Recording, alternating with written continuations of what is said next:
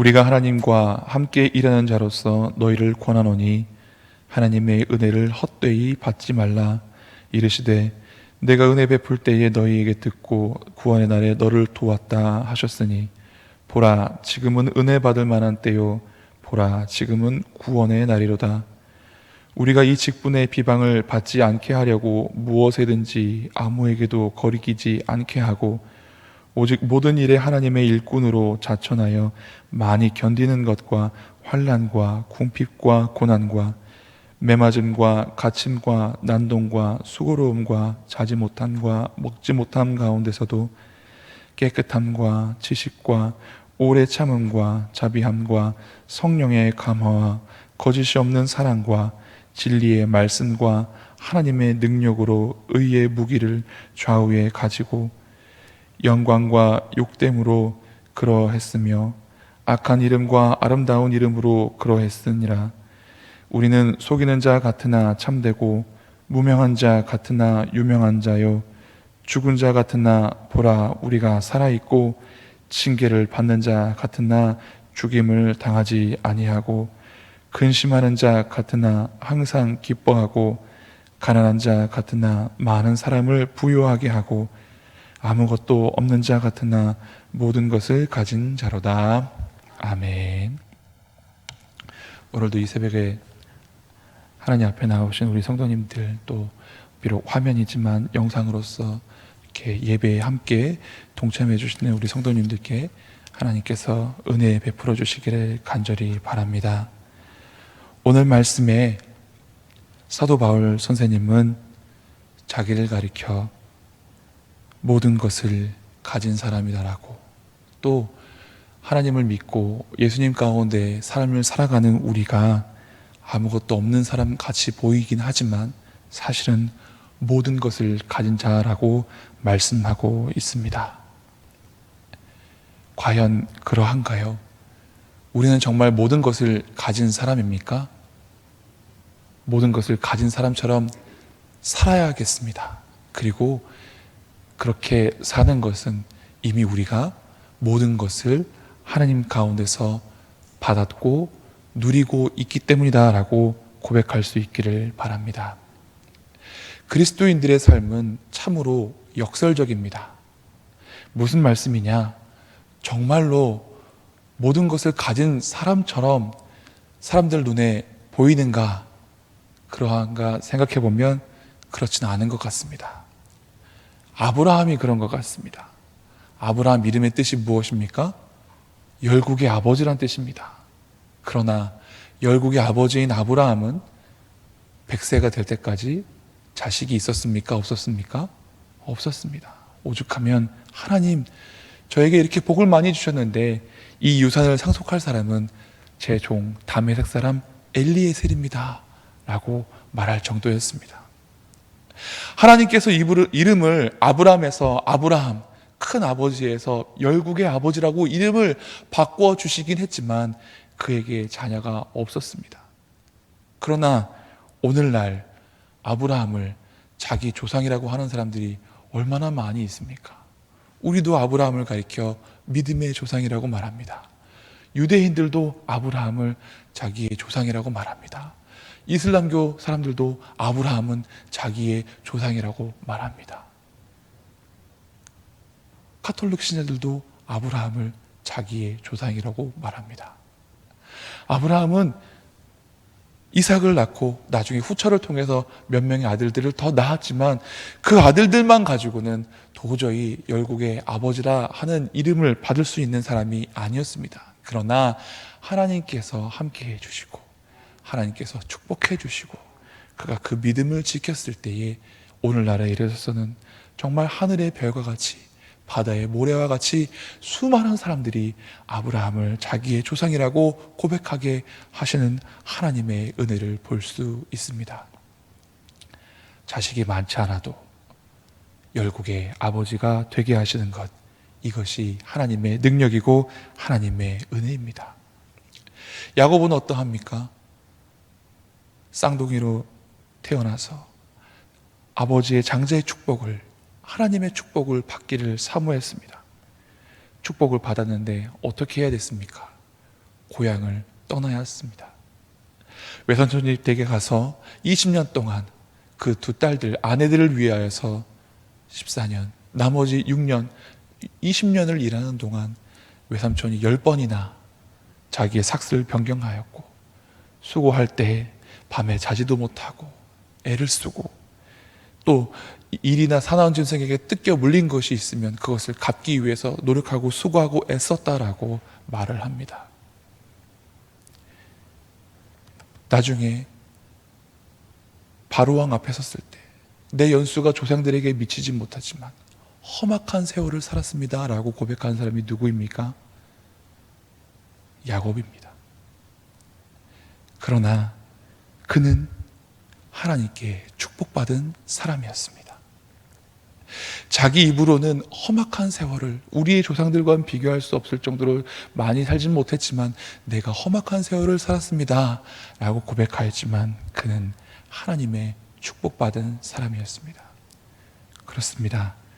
우리 그리스도인들은 모든 것을 받았고 하나님께 축복받은 사람들이지만 세상의 눈으로 보았을 땐 오늘 말씀처럼 그렇게 연약하게 보이고 힘없이 보이고 아무것도 없는 사람처럼 보일 수 있습니다. 그러나 사도 바울은 우리가 모든 것을 가진 사람이라고 말씀하십니다.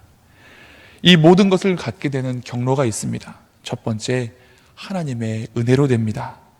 오늘 말씀 1절 말씀입니다. 우리가 하나님과 함께 일하는 자로서 너희를 권하노니 하나님의 은혜를 헛되이 받지 말라.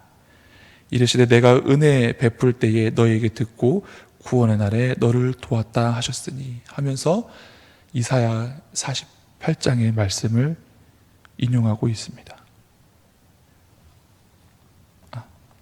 이사야 49장의 말씀을 인용하고 있습니다. 은혜 받을 만한 때라고 또 그때에 하나님께서 우리를 들으시고 우리를 구원한 날에 도왔다라는 이 말씀을 인용하면서 말씀하십니다. 우리가 하나님 믿고 예수님 믿게 된 것은 전적으로 하나님 은혜입니다. 세상의 수많은 사람들 가운데 아브라함을 택하셨던 것처럼 세상의 수많은 사람들 가운데 저와 여러분을 택하셔서 예수님 믿게 하셨습니다. 또한 이 예수님 믿는 것은 이성으로 되지 않습니다. 우리의 노력으로 되지 않습니다. 전적으로 하나님의 은혜로 믿음이 주어졌을 때 예수님께서 나를 위하여 죽으셨고 예수님께서 나를 위하여 십자가 지셨습니다. 주님이 나의 구원자 되십니다. 고백할 수 있는 것입니다. 하나님의 은혜로 되어진 것이지 우리의 노력으로 되어진 것이 아닙니다. 이렇게 우리는 하나님의 은혜 받은 사람으로서 감사한 마음으로 하나님께 나아가야겠습니다.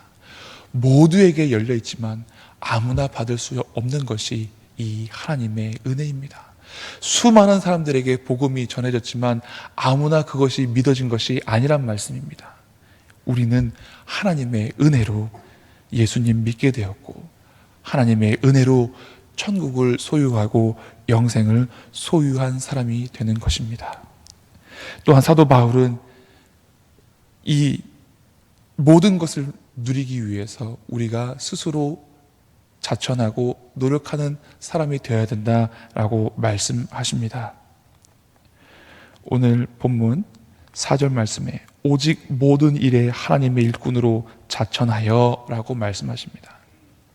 하나님께서 은혜로 우리를 부르셨을 때에 우리도 또한 그 부르심에 응답하여야 하는 것입니다. 하나님께서는 사도 바울을 이방인을 향한 사도로 부르셨습니다. 그리고 사도 바울은 그 부르심에 응답하였습니다. 내가 자천하였다. 스스로 천거하였다. 라고 말씀하고 있습니다. 모든 사람에게 하나님께서 은혜를 베풀어 주시기를 원하는데 또한 그 은혜를 받기를 사모하는 사람이 이것을 누립니다. 하나님께서 우리에게 모든 것을 주시려고 하는데 그것을 받기 위하여서 손을 벌려야 한다는 것입니다. 그것을 누리기 위하여서 우리가 시인하고 노력하고 애써야 한다는 것입니다. 하나님의 부르심에 응답해야 한다는 것입니다. 우리는 하나님께서 부르실 때에 네 하고 응답하실 수 있기를 바랍니다. 하나님께서 은혜를 주시려고 하면 고난도 함께 주실 수 있습니다. 그런데 그때에 하나님 아니요 라고 하는 것이 아니라 욥과 같이 하나님께서 주셨으니 하나님께서 취하실지니라. 내가 하나님께 복을 받았으면 고난도 받겠습니다 라는 자세로 우리는 긍정하는 마음으로 나아가야 하는 것입니다. 그리고 이 모든 것을 누리기 위해선 인내가 필요하고 수고가 필요합니다.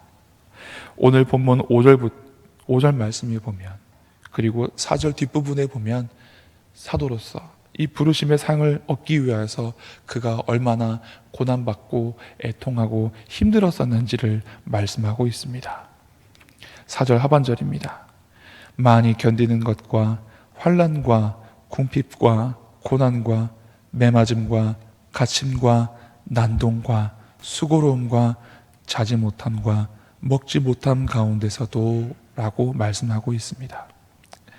모든 일에 하나님의 일꾼으로 자천하고 이 모든 것을 누리는 사람이 되기 위해서 많이 견뎌야 했습니다.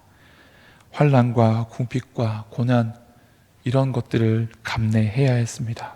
내 안에 갈등과 싸워야 했습니다. 그뿐만 아닙니다. 5절에 보니 매맞음과 갇힘과 난동과 수고로움과 외부로부터 주어지는 고난이 있다라고 말합니다. 그리고 자지 못하고 먹지 못하고 애쓰고 수고하는 이 수고로움이 있었다라고 말을 합니다. 사랑하는 성도 여러분, 무언가 값진 것을 얻기 위해선 수고해야 합니다. 무언가 귀한 것을 얻기 위해선 대가를 치루어야 합니다. 공짜로 주어지는 것 없습니다.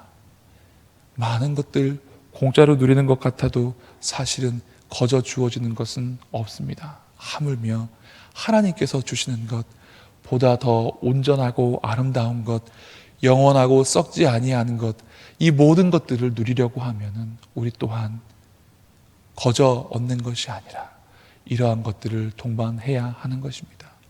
예수님께서 저와 여러분을 얻기 위하여 생명을 내놓으셔야 했고 십자가를 지셔야 했습니다.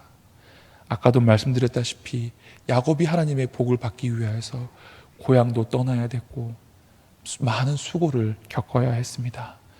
마태복음 13장에 예수님께서 천국 비유를 하실 때에 천국을 얻기 위해서 어떤 사람이 값진 진주를 얻기 위해서 모든 것을 팔아서 그 진주를 사는 것처럼, 밭에 감추인 보화를 발견하고서는 자기의 모든 것을 팔아서 그 밭을 사는 것처럼 우리는 이 모든 것, 영원한 것, 아름다운 것을 얻기 위해서 때로는 모든 것을 내려놓아야 할 때가 있는 것입니다.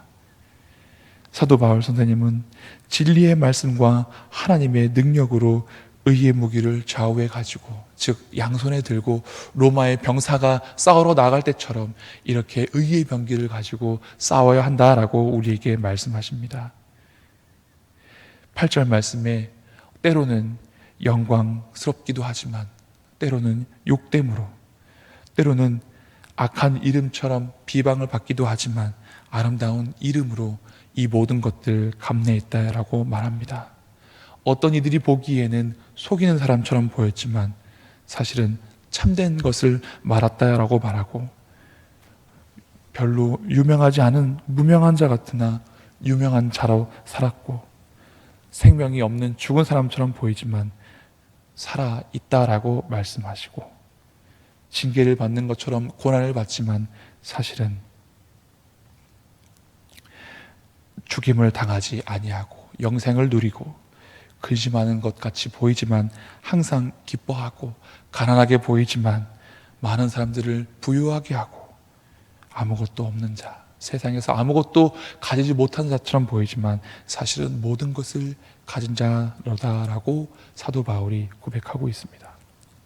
세상의 눈으로 보려면 우리는 아무것도 없는 사람처럼 보일지도 모르겠습니다. 그러나 우리는 많은 것을 가진 사람입니다. 송명희 시인 나라는 찬양이 있습니다.